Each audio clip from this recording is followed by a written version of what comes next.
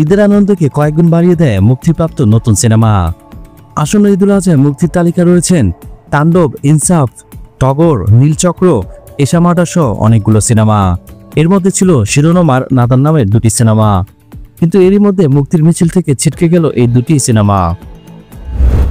নাদান cinema জুটিবেঁধে অভিনয় করেছেন শ্যামল মাওলা, সাথে আছেন সাইমা স্মৃতি। কারিগরি জটিলতার কারণে ছবিটি এবারের ঈদে মুক্তি পাচ্ছে না বলে জানিয়েছেন এই সিনেমার প্রযোজক। শ্যামল মাওলা বলেন, অত্যন্ত দুঃখের সঙ্গে জানাচ্ছি যে কিছু টেকনিক্যাল ঝামেলার কারণে এই ঈদে আসছে না আমার নাদান সিনেমাটি। যারা নাদানের পোস্টার দেখে ভালোবাসা জানিয়েছেন তাদের সবার কাছে আমি কৃতজ্ঞ।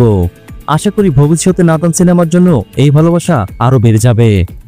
গত 13ই মে ফার্স্ট লুক পোস্টারের প্রকাশের মাধ্যমে এসেছিল নাদান মুক্তির ঘোষণা। সিনেমাটি পরিচালনা করেছেন ফরহাদ হোসেন। এটি নির্মাতার প্রথম সিনেমা। এদিকে মুক্তির মিছিলে থাকছে না নায়ক নীরব অভিনীত শিরোনাম সিনেমাটিও। এই সিনেমার ফার্স্ট লুক প্রকাশ করে জানানো হয়েছিল আসন্ন কুরবানির ঈদে সিনেমা হলে মুক্তি পাবে সিনেমাটি।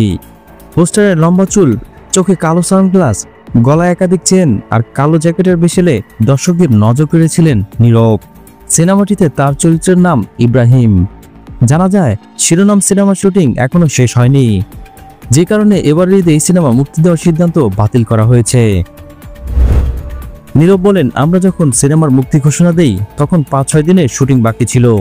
চাইলে দ্রুত কাজ শেষ করা যেত, কিন্তু আমরা তাড়াহুড়ো করতে চাচ্ছি না।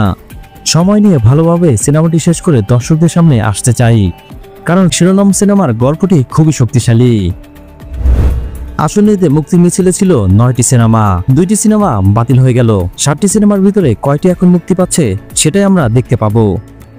ভিডিও ভালো লাগলে অবশ্যই একটি লাইক দিবেন। পরবর্তী ভিডিওগুলোর জন্য অবশ্যই চ্যানেল সাবস্ক্রাইব করে রাখবেন।